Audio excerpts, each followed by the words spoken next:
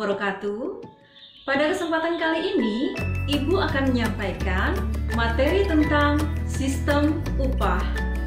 Setiap manusia yang terlibat proses produksi barang ataupun jasa akan mendapatkan upah. Upah merupakan imbalan yang diterima tenaga kerja atas jasa yang telah diberikan dalam proses produksi.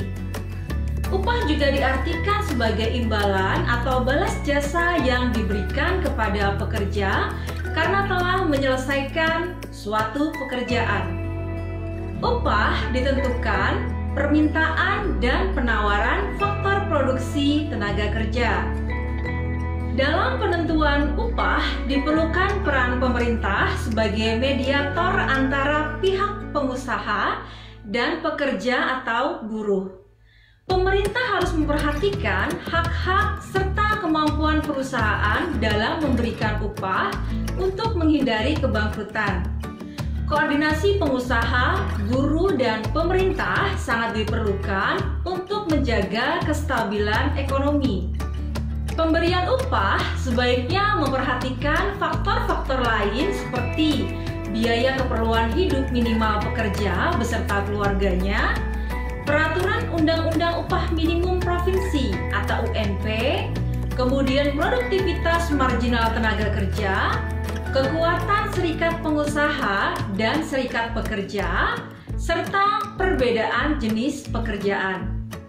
Upah sendiri dibedakan menjadi upah normal dan upah real. Agar kalian mudah membedakan, perhatikan ilustrasi yang akan Ibu sampaikan berikut ini. Ilustrasi yang pertama yaitu Pak Johan berkedudukan sebagai supervisor di sebuah perusahaan sepatu. Pak Johan menerima upah sebesar 3 juta rupiah per bulan. Ilustrasi yang kedua, upah Pak Johan sebesar 3 juta rupiah per bulan digunakan untuk membiayai kebutuhan sehari-hari dan membayar biaya sekolah anaknya dan ditabung. Ilustrasi tersebut menunjukkan upah yang diterima Pak Johan. Ilustrasi pertama menunjukkan upah nominal. Upah nominal yaitu sejumlah uang yang diterima para pekerja secara rutin. Ilustrasi yang kedua menunjukkan upah real. Upah real yaitu kemampuan upah nominal yang diterima para pekerja jika ditukar dengan barang dan jasa. Selanjutnya kita akan belajar tentang teori upah. Agar lebih memahami mengenai upah dan pembentukan tingkat upah, perhatikan beberapa teori upah yang akan Ibu sampaikan. Yang pertama, kita akan belajar tentang teori upah alami atau wajar atau normal. Teori upah alami dikemukakan oleh David Ricardo. Menurutnya, upah terdiri atas upah alami dan upah pasar. Besar upah alami tergantung pada kekuatan permintaan dan penawaran tenaga kerja di pasar. Upah alami digunakan sebagai acuan agar pekerja dapat hidup layak atau dasar batas minimum dari upah tenaga kerja. Selanjutnya, apa yang dimaksud dengan upah pasar? Upah pasar merupakan upah yang sebenarnya diterima pekerja. Jika upah pasar lebih besar dari upah alami, kemakmuran tenaga kerja meningkat. Teori yang kedua adalah teori upah besi. Teori upah besi dikemukakan oleh Ferdinand Lassalle.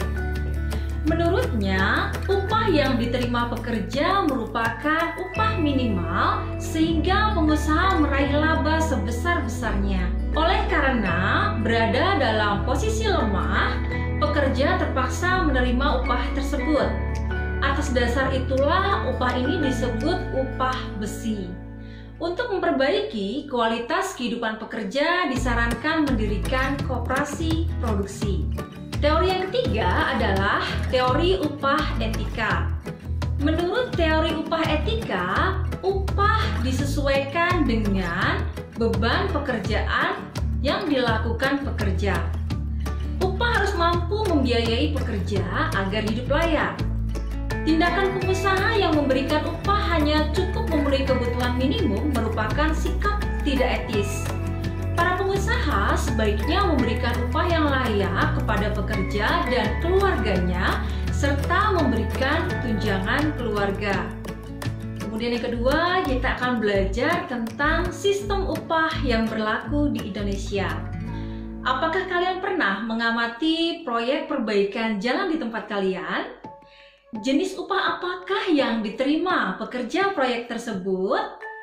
Pekerja proyek biasanya memperoleh upah secara borongan. Itulah contoh sistem upah. Apa yang dimaksud dengan sistem upah? Sistem upah merupakan cara pemberian upah atas jasa yang telah dilakukan pekerja.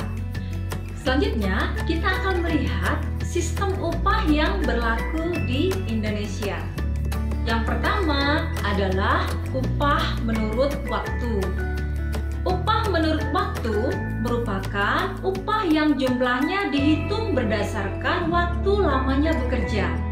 Misalnya berdasarkan satuan jam, hari, atau bulan. Dengan sistem upah ini, pekerja dapat menghitung jumlah upah yang diterima secara pasti. Sebaliknya, sistem upah ini kurang mendorong pekerja untuk meningkatkan prestasi kerja. Contoh upah menurut waktu yaitu upah pekerja pabrik. Nah, kalau bagi pegawai negeri dan karyawan, upah menurut waktu ini dikenal dengan istilah gaji. Yang kedua adalah upah menurut hasil atau upah satuan. Upah menurut hasil adalah cara pembayaran upah berdasarkan jumlah hasil produksi oleh pekerja dalam waktu tertentu. Di satu sisi, pekerja memiliki motivasi untuk bekerja keras agar memperoleh upah lebih banyak. Nah, di sisi lain, pekerjaannya kurang baik dan kurang perhatikan aspek keselamatan kerja karena tadi ingin mencapai jumlah hasil produksi yang banyak ya. Nah, contoh upah menurut hasil, misalnya seorang pemetik teh dalam satu hari dapat memetik teh sebanyak 15 kg. Jika upah yang dipetik itu Rp2.000 per kilogram, maka dalam satu hari upah yang diterima adalah sebesar Rp30.000. Berikutnya, yang ketiga adalah upah borongan. Upah borongan adalah sistem pembayaran upah yang dilakukan dengan kesepakatan awal antara pemberi pekerjaan dengan pekerja. Upah borongan diberikan untuk pekerjaan yang sulit dihitung dengan upah satuan. Sistem upah ini untuk membayar pekerja bangunan dan proyek jalan raya. Contohnya seperti itu. Nah, yang berikutnya, yang keempat, ini adalah upah dengan sistem mitra usaha atau co-partnership. Pada sistem upah mitra usaha, pekerja memperoleh upah dan tambahan upah berupa saham. Saham tersebut tidak diberikan kepada perorangan, tetapi organisasi pekerja di perusahaan tersebut. Pada sistem ini, pekerja merupakan mitra usaha perusahaan.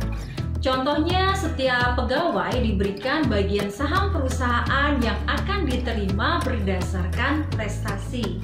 Sistem upah yang keempat adalah upah dengan sistem bonus. Upah dengan sistem bonus merupakan tambahan upah yang diterima pekerja selain upah tetap.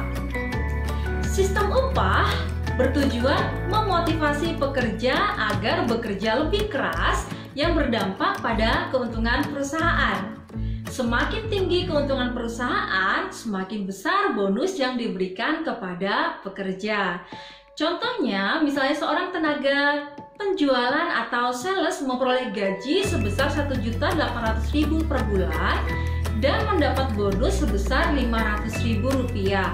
Jadi, total upah yang diterima sales adalah sebesar Rp2.300.000. Di Indonesia, pemerintah menetapkan upah minimum yang harus dibayar perusahaan dengan mempertimbangkan komponen kebutuhan hidup layak atau KLH pekerja dan keluarganya. Penetapan upah minimum di tiap-tiap daerah akan berbeda-beda. Faktor penyebabnya antara lain perbedaan sumber daya, adat istiadat dan kebudayaan, serta struktur ekonomi dan kinerjanya. Demikianlah tadi yang dapat Ibu sampaikan tentang materi sistem upah. Maka dengan berakhirnya pemaparan materi yang Ibu sampaikan, maka berakhir pula sesi pembelajaran kita kali ini. Sampai bertemu kembali pada sesi pembelajaran berikutnya. Ibu akhiri, wassalamualaikum warahmatullahi wabarakatuh.